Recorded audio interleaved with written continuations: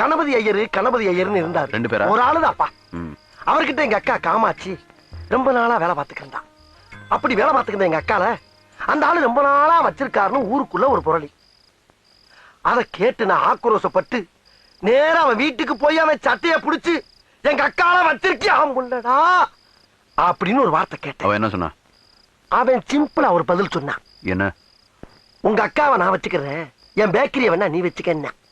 அதுக்கு நீ என்ன சொன்ன? பட் அந்த டீலிங் எனக்கு ரொம்ப பிடிச்சிருந்துச்சு, ஒத்துக்கிட்டேன்.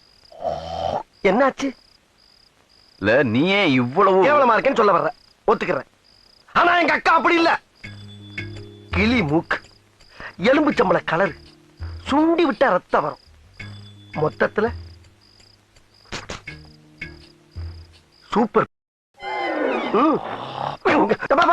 கொஞ்சம் ஓவரா போயிட்டல. ஐ அம் வெரி சாரி.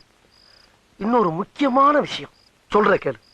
25 வருஷமா என் மனசுக்குள்ள பூட்டி வச்சிருந்த என் குடும்ப ரகசியத்தை உன்கிட்ட சொல்லியிருக்கேன். இது நமக்குள்ளதான் இருக்கணும். கடுகளவு வெளியே கசிஞ்சா கூட முதலாளியை நீ உசுரோட பார்க்க முடியாது. நான் போய் படுக்கிறேன். இங்கே படு. என்னையா? ஏன் உன்கிட்ட ஒரு மேட்ரு பேசணுமே? என்ன மேட்ரு? ஏன் உங்க அக்கால ஐயர் கூட அனுப்பிட்டுல நீ பேக்கரி வாங்கிருக்கியா? அப்படி என்னடா இவர் உனக்கு துரோகம் பண்ணார்? சொந்தமா ஒரு வீடு வாங்கி குடியேறணும்னு ஆசைப்பட்டார். அது உனக்கு பொறுக்கலையா? சொந்த வீட்டுக்குள்ள ஒரு அடி எடுத்து வைக்க விடாம இப்படி அநியாயமா அவரை கொன்னுட்டியே. அவர் உழைச்சுதானே சம்பாதிச்சார். உன்ன மாதிரி அக்கால வச்சு சம்பாதிச்சார். கலெக்டர் சார், என் பேரு உங்களுக்கு தான் தெரிஞ்சு போச்சா? நேத்து கலெக்டர் மீட்டிங்ல உங்களை பத்தி சீரியஸா டிஸ்கஸ் பண்ணோம். என்ன பத்தியா? கலெக்டர் மீட்டிங்லயா? என்ன சார் பேசுறீங்க? உங்க அக்கா அடகு வச்சு பேக்கரி வாங்கினீங்களாமே, அந்த வீரபாகு நீங்க தானே? வெரி கிளவர் சாப்.